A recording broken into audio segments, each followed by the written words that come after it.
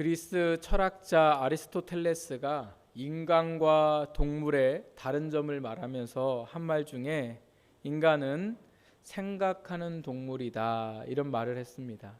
그래서 똑같이 동물과 사람도 동물인데 다른 게 있다면 생각하는 것이 다르다. 동물은 생각하지 않지만 인간은 생각을 한다 이런 말을 했습니다. 그의 말이 맞는 것 같습니다. 우리는 살아가면서 참 많은 생각들을 하고 살아가는데 심지어 생각하고 싶지 않는데 생각이 되더라는 거예요. 생각하고 싶지 않는데 계속 생각이 나서 우리가 생각 가운데 살아가게 되는데 문제는 우리가 이 생각을 할 때에 어떤 생각을 하느냐 이게 우리에게 참으로 중요한 것을 보게 됩니다. 같은 성경 속에 있지만 긍정적이고 희망적인 생각을 하는 사람이 있는가 하면 반대로 부정적이고 절망적인 생각을 하며 살아가는 사람이 있습니다. 또 어떤 사람은 생산적인 것을 생각하며 살아가는 반면에 어떤 사람은 소비적인 생각을 하면서 살아가는 사람도 있습니다. 생각을 할 때 보면 위치에 따라 생각하는 게 다른 것을 또한 보게 됩니다. 사장의 자리에 있을 때와 직원의 자리에 있을 때에 생각하는 게 다르고 선생님과 학생의 생각이 다르고 부모와 자녀의 생각이 다르고 부부의 생각이 다른 것을 보게 됩니다. 어떤 생각을 어떻게 하느냐에 따라 그의 인생이 달라지고 환경이 달라지는 것을 보게 됩니다. 하나님께서 우리에게 주신 말씀을 보면 놀랍게도 하나님께서도 생각을 하고 계시는 것을 11절 말씀에 보니까 말씀하고 있습니다. 하나님은 생각하시는 분이세요. 그런데 여기 말씀에 나오는 이 생각, 히브리어의 뜻이 참으로 많은 의미를 갖고 있는데요. 이 생각의 뜻이 뭐냐면 실을 엮어서 짜서 직물을 만드는 것, 이게 생각이라고 말씀하고 있습니다. 실을 엮어서 천을 만들 정도로 계획적이고 치밀하고 골똘하게 어떠한 일에 대해서 어떠한 대상에 대해서 그렇게 준비하는 것을 성경이 말씀하고 있는 생각이라는 거예요. 제가 이 뜻을 찾아보고서 놀란 게요. 여러분 우리가 하나님과 같은 능력이 있다면 생각을 깊이 할까요? 생각을 깊이 하지 않을까요? 생각을 깊이 하지 않아요. 힘 있는 사람일수록 많은 능력을 갖고 있는 사람일수록 생각을 깊이 하기보다는 생각을 깊이 하지 않습니다. 일반적으로 제가 말씀드리는 거예요. 왜냐하면 능력이 많으니까 깊이 굳이 생각할 필요도 없는 거죠. 그런데 하나님이 전능하신 하나님께서 깊이 생각을 하고 계시더라는 거예요. 골똘히 무엇인가에 대해서 구체적으로 치밀하게 계획하면서 계시는 분이 바로 하나님이시라는 겁니다. 오늘 본문의 말씀의 배경을 보면요, 예레미야라는 선지자가 포로로 붙잡혀가 있는 바벨론에 있는 백성들에게 편지를 쓰는 내용입니다. 이 편지를 쓰는 이유는 뭐냐? 바벨론의 포로로 잡혀가 있는 백성들 안에 잘못된 소문이 그들 가운데 일어나게 돼갖고 그 소문을 듣고는 포로로 잡혀갔던 백성들 안에 잘못된 희망을 품게 되는 일 때문에 그렇습니다. 그 잘못된 소문이 바로 뭐냐? 바벨론이 곧 멸망을 하고 자신들이 다시 조만간에 예루살렘에 돌아갈 것이라는 그러한 거짓된 예언 때문에 그렇습니다. 분명 하나님께서 예레미야에게 너희가 바벨론의 포로가 70년이 된 후에 너희가 예루살렘으로 돌아오겠다 이렇게 말씀을 하셨는데 이 사람들이 간지 이제 1년 2년밖에 안 됐는데 그들 안에 눈으로 보니까 바벨론 나라 안에 내정적으로 복잡한 문제가 생겼어요. 그런 가운데에 거짓 선지자들이 이스라엘 백성들에게 뭐라고 예언했냐면 하나님께서 나한테 말씀을 주셨는데 곧 바벨론이 무너지고 너희는 예루살렘으로 돌아갈 것이다. 이런 말씀을 했다는 거예요. 그리고 내가 그런 꿈도 꾸었다고 얘기하는 거예요. 그러니 그 사람들의 말을 들은 백성들은요, 마음이 어떻겠습니까? 이제 그 땅에서 정착을 해야 되고 살아갈 일들을 계획해야 되고 열심히 무언가를 심고 가꾸고 살아가야 할 사람들의 마음이 전부 다 해이해져 버렸어요. 왜요? 이제 곧 있으면 어디 갈 거니까?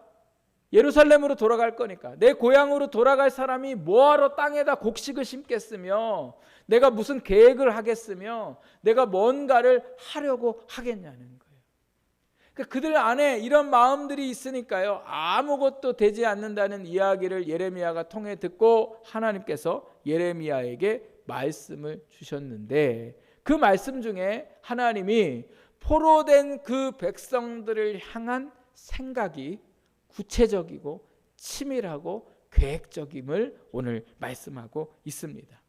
도대체 이 포로 가운데 있는 백성들을 향하여 하나님께서 어떠한 생각을 하고 계실까? 그것이 오늘 우리가 읽은 말씀의 내용이고요.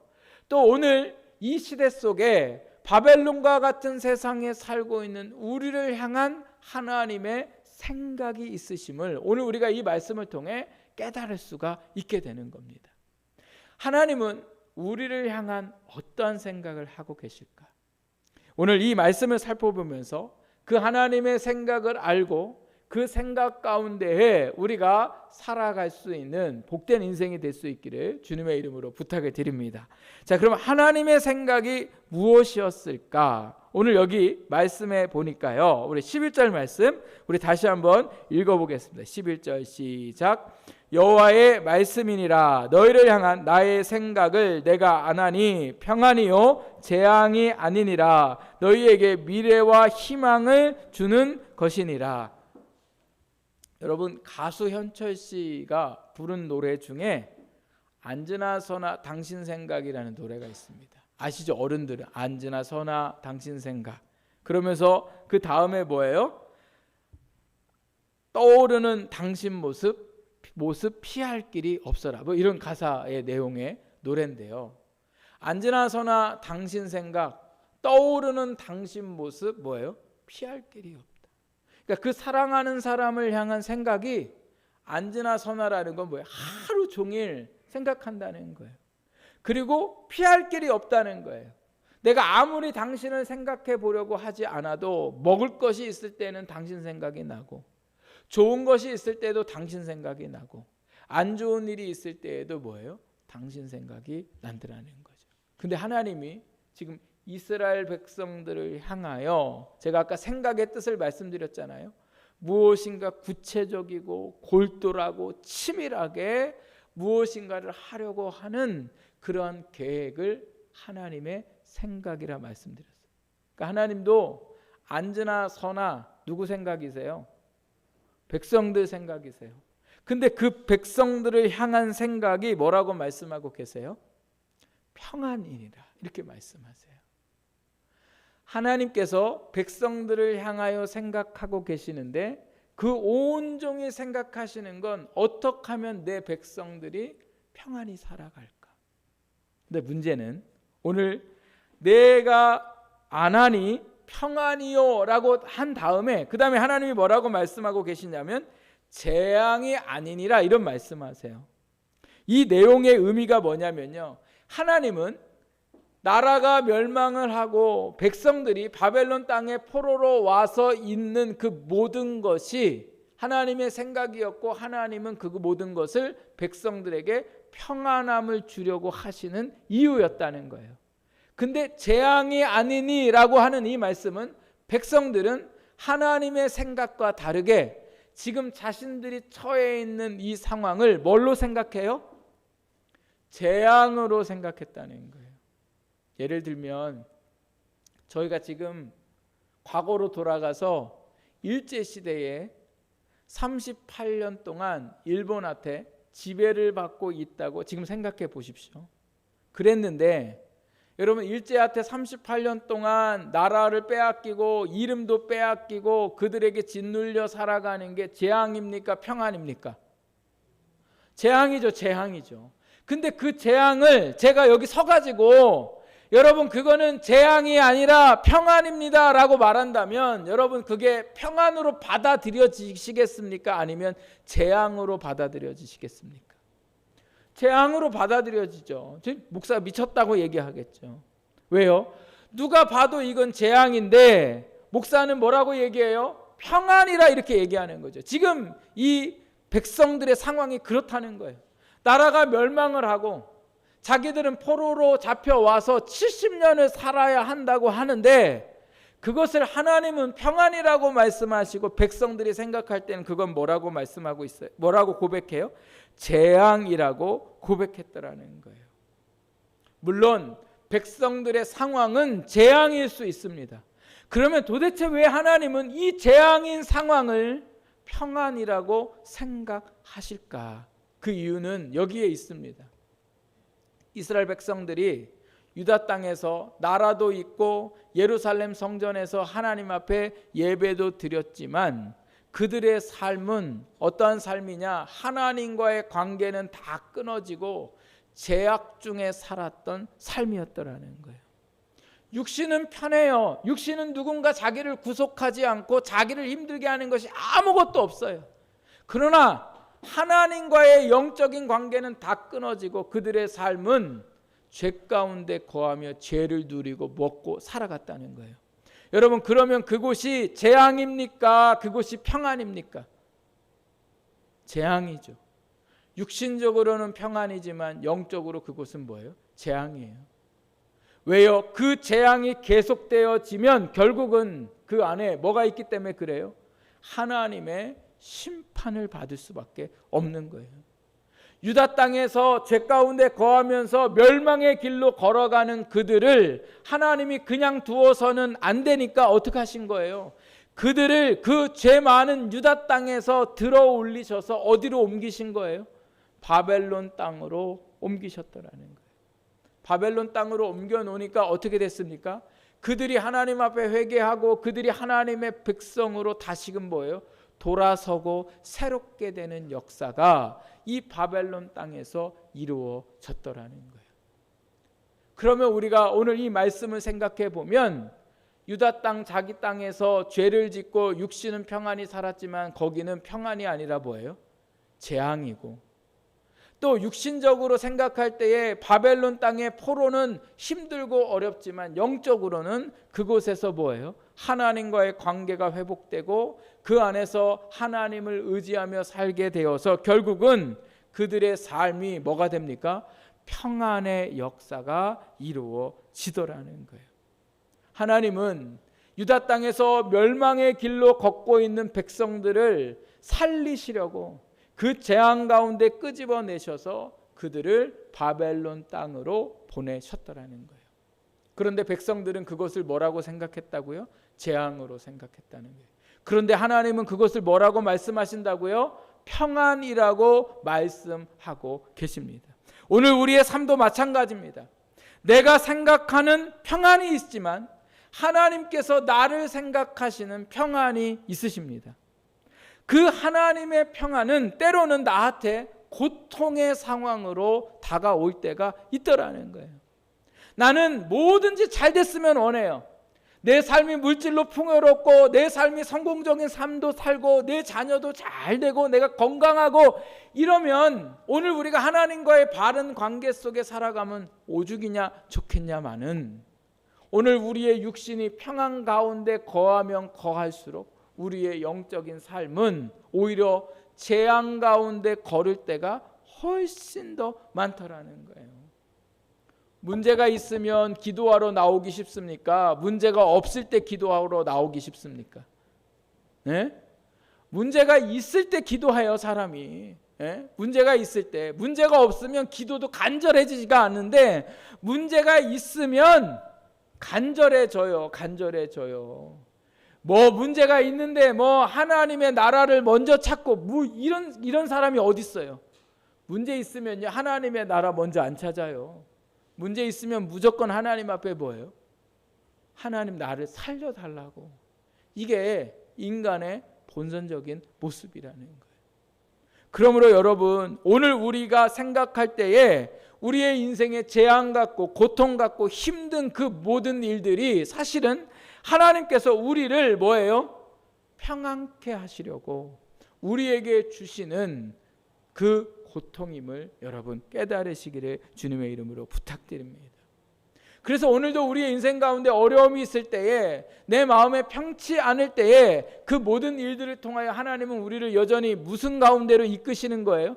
평안한 가운데 우리를 이끌고 계신 줄 믿습니다. 그래서 우리가요, 어려움이 있을 때에 그 어려움 속에 뭐라고 고백합니까? 하나님, 지금 제가 어려움 중에 있는데, 제가 지금 재앙 중에 있는데, 그러나 하나님 저를 평안으로 인도하실 것을 믿습니다. 이 고백을 할 때 하나님께서 우리의 마음에 평안함을 주시고 그 모든 삶을 인도하시는 역사를 오늘도 우리가 보게 될 줄 믿습니다. 제가 이번 주에도 어느 저녁이 되니까 고민이 많아요. 어떻게 해야 될지 모르겠어요. 또 어떤 일들은 포기하고 싶고 어떤 일들은 하고 싶지 않을 때도 그 마음에 찾아와요. 그래서 그 불편한 마음으로, 고통스러운 마음으로 그 밤을 보내면서 기도하고, 그리고 새벽에 나와 그 하나님 앞에 이 모든 문제를 맡기고 나아갈 때에 하나님께서 제 안에 평안함을 주시는 은혜를 누리게 되더라는 거예요. 편안함을 누린다고 해서 문제가 해결되는 건 아니에요. 또 방법이 있는 것도 아니에요. 그러나 그 방법이 없고 어떻게 될지는 모르지만 일단은 하나님이 제 안에 무슨 마음을 주세요? 평안함을 주시고, 그리고 그 모든 일들을 하나님이 인도하실 것을 믿으니까 제 마음에 평강의 역사가 일어나더라는 거예요.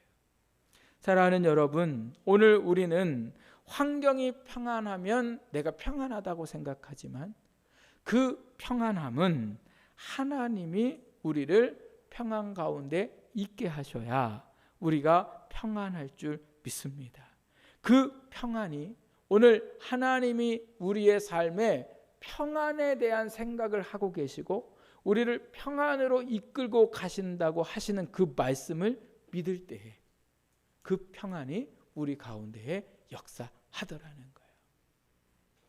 제가 아는 권사님 딸이 예전에 다단계 문제가 이 청년들 안에 심각해질 때가 있었어요. 그 심각해질 때에 이 청년이 여기서 계속 취업을 준비했는데 취업이 안 되는데, 어느 날 엄마한테, 엄마, 친구가 서울에서 어디 회사를 다니는데 월급도 많이 주고 참 좋다고 얘기하는데 나를 추천해줘서 내가 거기 됐어요. 그래서 내가 엄마 서울에 가서 이제 직장을 제가 다닐게 하고서 가방 싸가지고요 이제 직장에 간다고 갔거든요.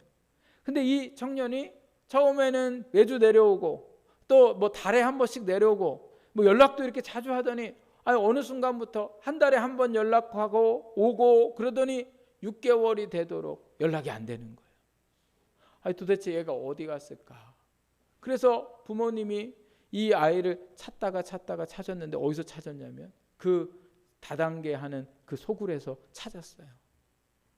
그래서 아빠 엄마가 가가지고 그 애를 데리고 오려고 하는데 얘가 안 와요. 왜 안 오냐? 거기에 있으면 여전히 연봉을 얼마 받는다는 이 거짓된 생각에 사로잡혀서요. 거기에 있어야 자기의 인생이 성공한다고 그래서 아무리 이게 문제가 있는 거고 잘못된 회사라고 얘기를 해도 얘가 이 말을 듣지를 않더라는 거예요. 그래서 억지로 막 때리고 막 이래서 끌다시피 애를 데리고 왔어요. 여러분, 어디가 평안입니까? 어디가 재앙입니까? 내가 좋다고 생각하고 있는 그곳이 재앙입니까? 평안입니까? 부모가 억지로 거기서 끌어내서 고통 가운데 있는 그것이 재앙입니까? 평안입니까? 평안이죠. 부모님이 억지로 끌어냈지만 그 가운데 다툼도 있고 안 좋은 마음도 생겼지만 그것이 바로 뭐예요? 평안이었다는 거예요. 오늘도 하나님은 우리의 인생을 평안 가운데 거하기를 원하고 계세요. 그리고 생각하고 계세요. 지금 내가 비록 고통 가운데 있지만 그 고통을 변하여 평안함을 주시려고 하나님이 우리를 향한 계획을 갖고 계심을, 여러분 오늘 우리가 우리의 인생 가운데 절대로 잊고 살지 않기를 주님의 이름으로 축복합니다. 이스라엘 백성들이 출애굽을 했을 때에 애굽 왕 바로가 그 나아가는 사람들을 보고 마음이 갑자기 바뀌었어요. 그래서 그 나가는 사람들을 쫓아서 다시금 붙잡아 오라고 군대를 보내게 되죠. 그러니까 이스라엘 백성들이 이 애국 군대가 자기들을 쫓아온다는 소문을 듣고는 그 곳에서 벗어나려고 얼마나 빨리 앞으로 나아갔는지 열심히 도망치다가 보니까 더 이상 도망갈 곳이 없었죠. 왜냐하면 그 앞에 뭐가 있었기 때문에 그래요. 홍해가 있었잖아요. 바다가 가로막고 있고 뒤에서는 애국 군대가 찾아오니까 그들이 모세를 원망하죠. 왜 우리를 애굽 땅에서 끌어내어 이 광야 가운데, 바다 가운데 우리를 죽게 하느냐. 고통과 절망과 원망의 시간들이었습니다. 그런데 하나님이 어떻게 하셨습니까? 모세를 통하여 두려워하지 말고 너희는 가만히 서서 너희를 향하시는 하나님의 구원을 보라, 이렇게 백성들에게 말씀하게 하세요. 그리고 그 바다를 가르셔서 가운데로 그들이 지나가게 하시고 그들을 위협했던 애국 군대는 전부 다 어떻게 하셨어요? 바다 가운데에 수장시키셔서 죽이셨더라는 거예요. 상상할 수 없는 일이에요. 모두 다 끝났고 더 이상 방법이 없다고 아무리 머리를 짜내도 그들에게는 그 모든 순간이 고통이었어요. 그러나 하나님이 너희를 생각하는 그 생각은 뭐라고 말씀하신다고요? 평안이에요. 여러분 믿으세요? 하늘이 무너지는 것 같고 앞뒤가 막혀 있는 것 같고 우리의 인생에 빛을 볼 수가 없을 것 같은 상황에도 하나님은 우리를 향한 생각이 뭐라고요? 평안이다. 여러분 그 말씀을 믿으시기 바랍니다. 그래서 이사야 55장 8절에서 9절 말씀에 이렇게 말씀하세요. 여호와의 말씀에 내 생각은 너희의 생각과 다르며 내 길은 너희의 길과 달라서 하늘이 땅보다 높음 같이 내 길은 너희의 길보다 높으며 내 생각은 너희 생각보다 높으니라. 아멘. 그래서 여러분 우리가 막막한 인생 가운데 처했을 때에 한번 따라해보세요. 하나님이 생각이 있으시겠지. 이게 오늘 우리의 고백이 돼야 돼. 아유, 하나님 날 죽이려고 하나? 하나님 나를 안 되게 하려고 하나? 아니에요. 하나님은 항상 우리를 향한 생각이 뭐라고요? 평안이세요. 하나님의 방법이 있으세요. 그 방법이 우리는 알 수 없지만 부모가 자식을 향한 그 모든 생각과 방법이 항상 의롭고 진실한 것처럼 우리를 향한 하나님의 생각은 평안이고 그 하나님의 생각은 선하신 줄 믿습니다.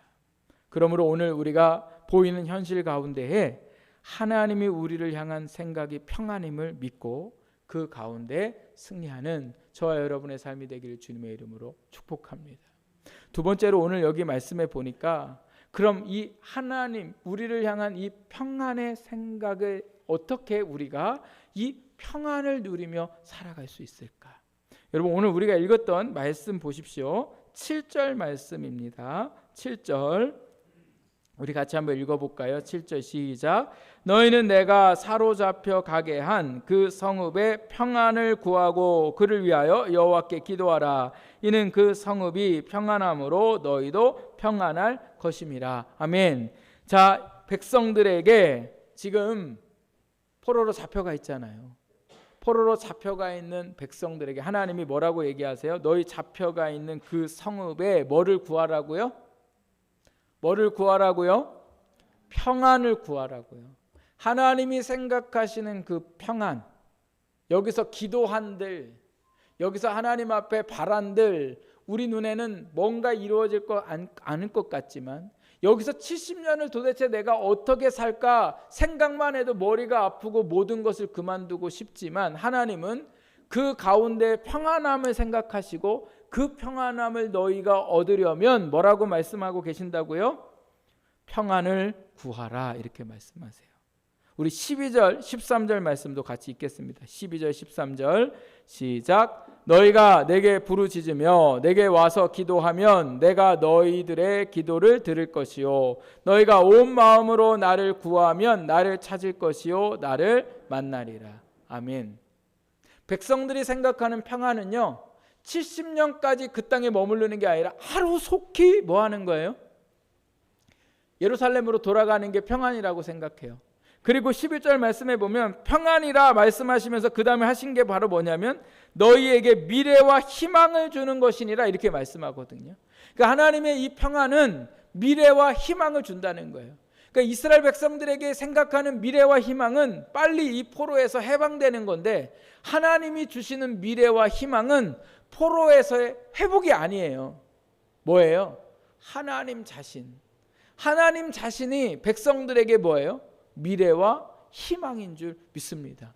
왜요? 비록 바벨론 땅의 포로로 있지만 하나님 앞에 평안을 구할 때 하나님이 그 안에서 뭐를 주시기 때문에 그래요. 그들의 미래를 책임져 주시고 그들의 삶의 희망을 주시는 분이 바로 누구시기 때문에 그래요?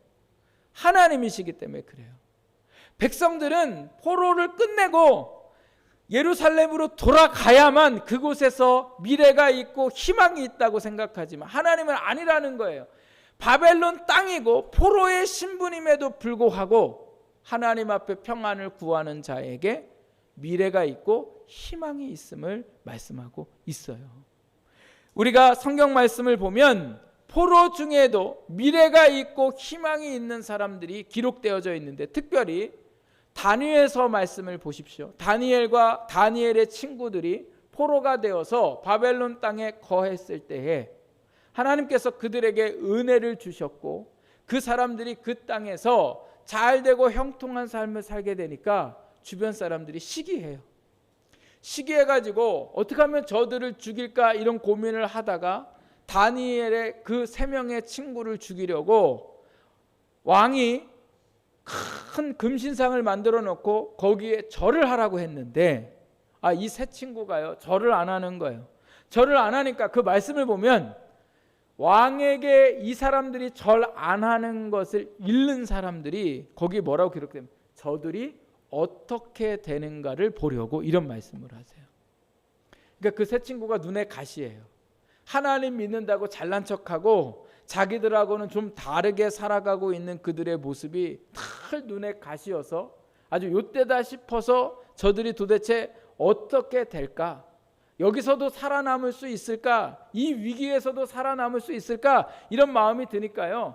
이 세 친구를 고발을 하니까 왕이 신상에 절 안 하면 뜨거운 불에 넣는다고 하는데도 불구하고 그들이 뭐예요? 절하지 않더라는 거예요. 절망이에요. 재앙이 그들에게 임했어요. 다니엘도 마찬가지예요. 다니엘이 매일 하루에 3번씩 기도하는데 다니엘을 시기했던 사람들이 왕을 속여가지고는 기간을 정해두고는 어떠한 신에게도 기도하지 말라고 그렇게 법을 만들어 놓고 기도하는 사람은 사자굴에 넣어서 죽이자 이렇게 얘기를 했음에도 불구하고 다니엘은 뭐예요? 그들 보라고 창문을 열어놓고 기도를 하게 되잖아요. 그래서 사자굴에 들어가요. 친구들은 불 가운데로 들어가고 다니엘은 사자굴로 들어가요. 재앙이에요. 다른 사람들이 볼 때는 하나님 믿는다고 잘난 척하더니 지네는 특별하다고 잘난 척하더니 결국은 불에 태워 죽고 결국은 사자밥이 되는구나. 저 인생들은 다 끝났구나 라고 생각했지만 하나님이 불 가운데서 그들을 구원하시고 사자의 입을 막으셔서 사자의 굴에서 살아남게 하더라는 거예요. 미래는 누구에게 있습니까? 하나님에게 있는 거예요. 그리고 앞으로의 희망도 누구에게 있습니까? 하나님께 있어요. 인생이 불 가운데 있고 인생이 사자굴에 들어갔어도 그 안에도 희망이 있고 그 안에도 미래가 있는 줄 믿습니다. 오늘 우리의 상황도 마찬가지입니다. 우리의 눈에 볼 땐 불 가운데 있는 것 같아요. 우리의 눈에 있을 때는 사자굴 안에 들어가 있는 것 같아요. 아무런 희망도 없고 아무런 미래도 보이지 않지만 하나님은 하나님께 구하는 자들에게 그곳에서 희망을 시작하시고 그곳에서 미래를 준비하시는 하나님이신 줄 믿습니다. 이제는 아무 방법도 없다. 이제는 살아가고 싶은 마음조차 없다. 하나님이 그 안에서 미래를 시작하시고 그 안에서 희망을 시작하실 줄 믿습니다. 그래서 우리가 해야 할 일은 뭐예요? 그 평안의 하나님을 구하는 거예요. 그 하나님을 찾는 거예요. 그래서 오늘 말씀해 보면 그냥 기도하는 게 아니라 어떻게 기도하라고 말씀하고 계세요? 부르짖으며 내게 와서 기도하라 이렇게 말씀하세요. 또 13절 말씀해 보면 온 마음으로 너희가 나를 구하라 이렇게 말씀하세요. 여러분 언제 부르짖으셨어요?